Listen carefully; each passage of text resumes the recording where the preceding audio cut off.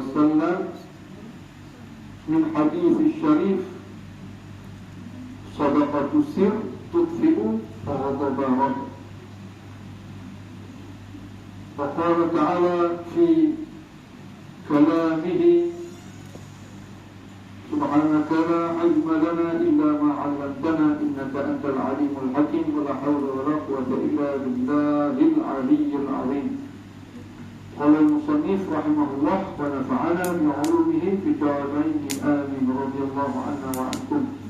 Telah berkata musannif yakni pengarang kitab ini, semoga Allah Subhanahu wa taala memberkati ilmu beliau kepada kita semua di dunia sampai akhirat. Amin ya rabbal alamin. Qala Rasulullah sallallahu alaihi wasallam fadlu qira'ati sirr ala qira'ati al-alaniyah wa fadlu sadaqati sirr ala sadaqati al-alaniyah. Kelebihan bacaan ayat suci Al-Quran itu secara sir, secara perlahan, seperti apa? Seperti sedekah secara rahsia atas segala sedekah yang jahat. Jadi makna kata apa? Makna kata bacaan, yakni bacaan Al-Quran secara sirlah, perlahan-lahan, iaitu seperti mana sedekah secara rahsia di atas sedekah secara terang-terangan. Maknanya apa? Maknanya dua-dua tu tak berbelah bahagi dia punya ganjaran dia tu sama-sama besar, sama-sama besar ganjaran dia. Tetapi terkadang boleh jadi bacaan secara sir tu afdal dan terkadang bacaan jahar tu afdal. Jadi jangan kita faham satu ayat kan, ayat suci Al-Quran kan ada sebut pasal wadhkur rabbaka fi nafsika tadarru'an wa khifatan dunal jahri minal qawl bil ghudwi wal asal wa la takun minal ghafilin. Maknanya ingat Allah Ta'ala tu kan, di dalam diri kita ni secara apa? Secara perlahan. Jadi ada yang mana perlu dijaharkan. Kalau kata betul lah, pasal apa solat zuhur kita tak macam kuat. Tidak boleh ya terenung bawah kan waktu itu. Jadi dia ada ketika ada yang afdal, yang perlu kita baca kuat. Okey, tapi untuk solat fardu kan, solat fardu secara sendirian berat tanpa jemaah, adakah kita afdal jaharkan ataupun sirkan? Apa sama Pak, tengok keadaan. Kalau duduk di masjid dan habis itu kan ada orang yang mana dia masbuk kan, kita cerita semalam. Tapi dua keadaan, dua keadaan. Satu keadaan yang mana boleh terjadinya makruh kalau kata kita mengimamkan seperti yang mana contoh first, imam yang first tu habis dah kan. Jadi yang makmum yang belakang tu ada yang masbuk. Jadi mai pula satu lagi tu nak mengimamkan. Jadi dua orang ni, dia contoh dia keadaan dia tu jadi 4 orang lah. Imam yang pertama hak ni duduk kat sini ni lah. Lepas tu mai pula hak yang tu ada masbuk tu masbuk dah, hak jemaah dengan imam yang pertama tu kan. Mai pula imam, mai pula makmum hak sekali lagi tu, mai antara 2 orang ni dan 2 orang contoh masbuk tu ada 2 orang lah. Mai satu lagi tu nak lantik sebagai dia jadi imam kan.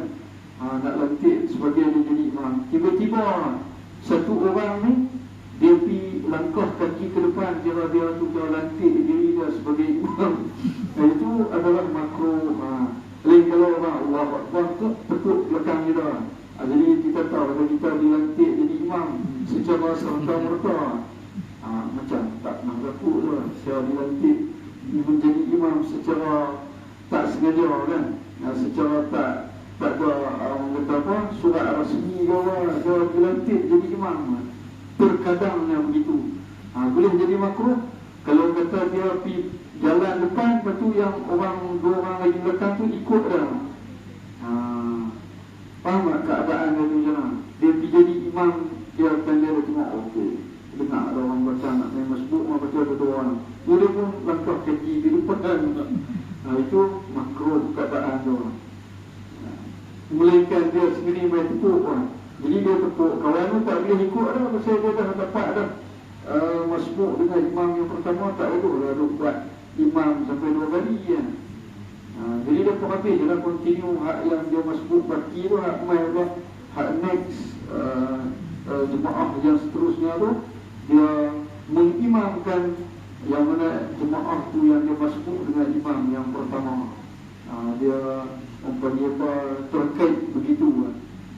Begitulah keadaannya.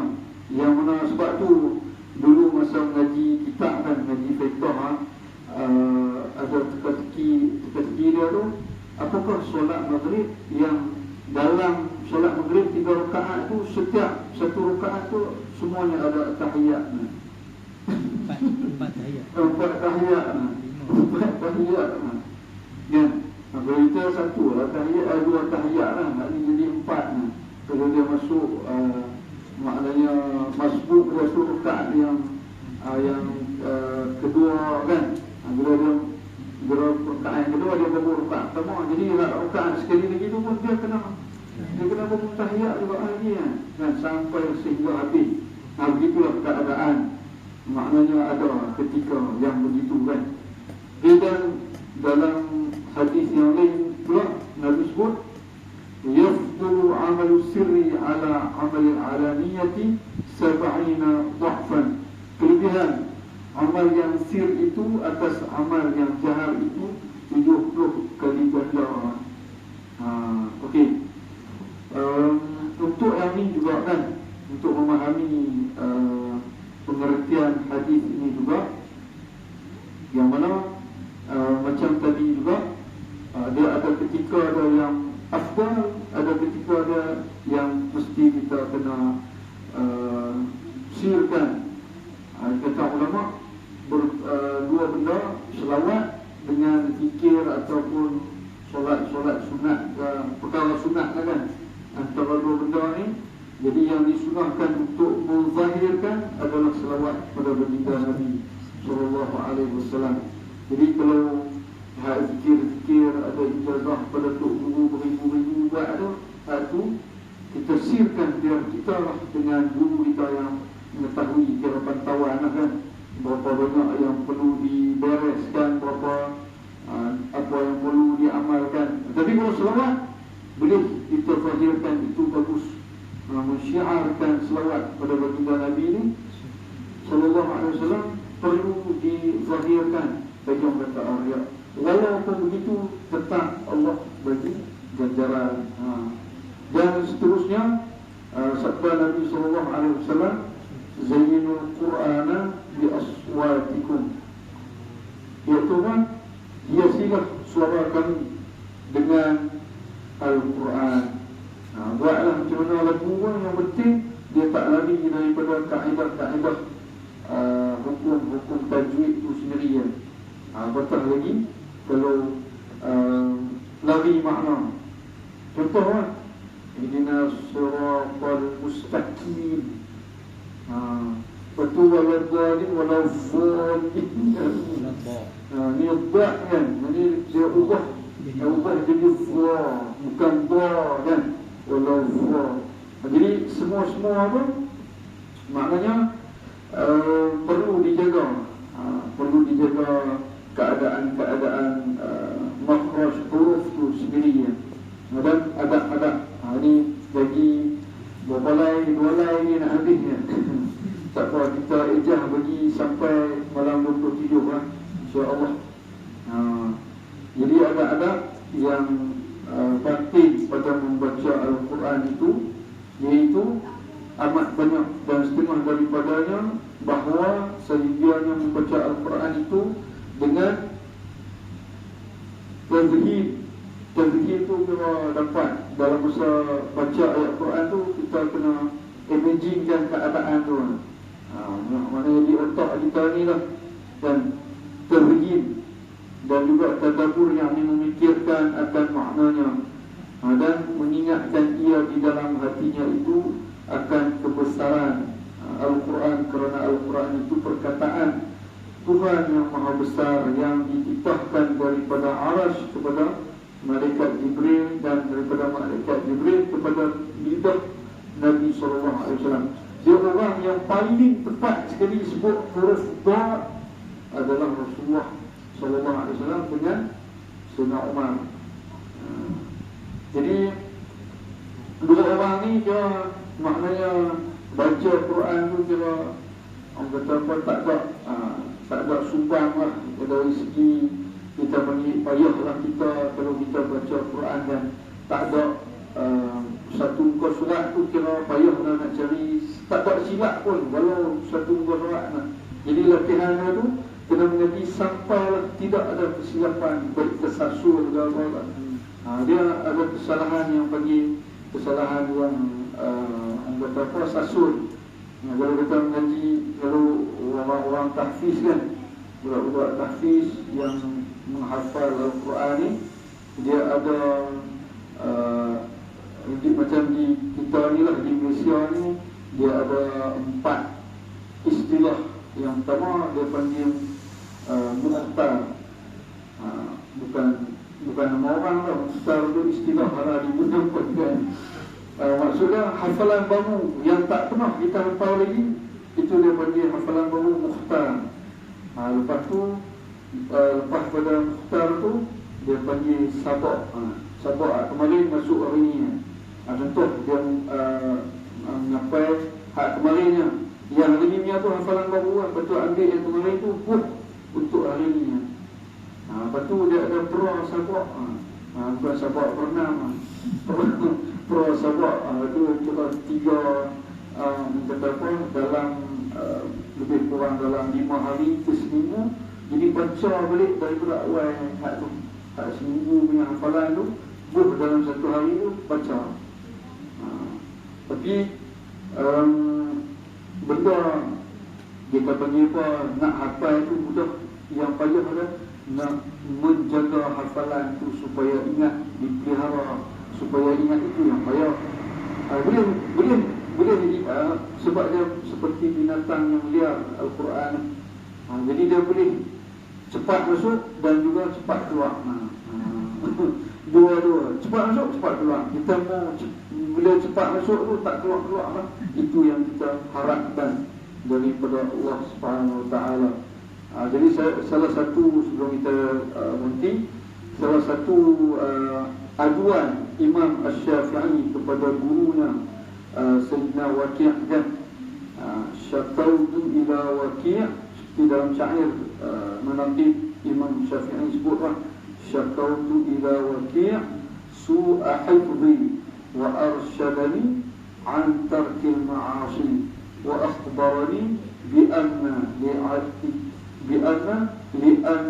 ilman nur wa nur la yuhda lil 'asi. Yang mana satu hari tu Imam Syafi'i ni, kalau kata 2 muka surat ni, kalau kata dia tengok saja 2 masuk terus, dan kira download HD lah, kira line 5G kot tu kan, tengok masuk kan. Jadi terpaksa dia kena tutup sebelah supaya apa, bagi hari tu masuk, baru kat sebelah lagi masuk. Sebab apa, tiba-tiba tak tahu hak mana satu lembaran, 2 lembaran tu tengok tu terus step masuk kan. Dia punya ingatan subhanallah luar biasa sekali yang Allah kurniakan kepada Imam Asy-Syafi'i. Lepas tu satu hari tu mengapa dia tak masuk? Macam ni kan, tengok-tengok kira scanner tu ada orang kata apa, habuk-habuk tak dekat. Lepas tu dia tanya, dia pun ngadu kepada guru dia kata, kenapa hari ni aku buruk sekali hafalan aku kan. Lepas tu sebab tu lah Imam Waqi' sebut apa, ilmu itu adalah cahaya. Cahaya takkan masuk kepada orang yang melakukan maksiat. Jadi dia cerita dia pun duk teringat kata-kata guru dia, apa yang aku buat macam ni. Rupanya ada satu peristiwa yang mana dia berjalan, bukan sengaja pun, bukan syok nak tengok, tak sengaja. Jalan-jalan satu perempuan tua lah, bukan amuai orang ni, perempuan tua ni tengok pun tak selera. Jadi jalan-jalan Ani mai terselak betul. Perempuan tua tu dia tengok betul perempuan tua pada hari tu. Jadi start daripada tu ngapai tak masuk. Jadi bagaimana kalau lebih daripada tu tengok confirm lah. Dia skena tu tengok lain lah. Skena tu tengok lain. Tak buat kering kan. Dia tak boleh cakap download masuk lah. Itulah satu muhasabah yang mana orang tu dia dapat ada patutlah kita tengok kan. Yang mana pasal apa dia satu orang tu boleh jaga hafalan dia supaya stay boleh ingat ayat suci Al-Quran ni sebab penglihatan. Dahsyat penglihatan tu Allah bagi kalau dapat pelihara penglihatan. Cerita senang cerita bukan mata keranjang kan. Jadi dapat pelihara penglihatan tu, insya-Allah mesti ilmu apa pun yang dia belajar tu mudah untuk kata memperolehi capai ilmu itu sendiri kan. Disebabkan apa? Penglihatan. Jadi itu satu bab betul lagi lidah apa semua tak mengumpat orang apa semua. Jadi itu lagi ekstra lagi cepat lagi download dia tu HD kan. Kalau wifi lagi semua maka insya-Allah semoga Allah Taala berikan taufik hidayah kepada kita untuk dapat kita sama-sama memeliharakan kesucian ayat suci Al-Quran, iaitu sepenuh malam ganjil ni. Mudah-mudahan Allah Ta'ala golongkan kita sebagai ahli Al-Quran azim. Orang ahli Al-Quran tidak semestinya dia hafal Al-Quran, tak semestinya, tapi dia hari-hari dia lazimkan baca banyak-banyak. Jadi disebabkan baca banyak-banyak tu, jadi macam betul tengok masuk tu ya, tanpa hafal lah. Terus auto dia jadi ingat bila dah selalu kita lazimkan. Perkataan Arab sebut apa? Iza takarrara tahaqqaqa, iza tahaqqaqa tadaqqaqa. Maksudnya sesuatu perkara bila diulang-ulang akan jadi kuat. Bila kuat dia akan tambah lagi kuat dan akan jadi sebati dengan dirinya. Apa-apa lah buat di benda tu, kalau diulang banyak kali benda yang sama, mesti dia akan jadi mahir. Betul lagi ulang baca dan lazimkan diri dengan ayat suci Al-Quran. Wallahu subhanahu wa ta'ala a'lam. Bismillahirrahmanirrahim. Nawaitu shawma hadir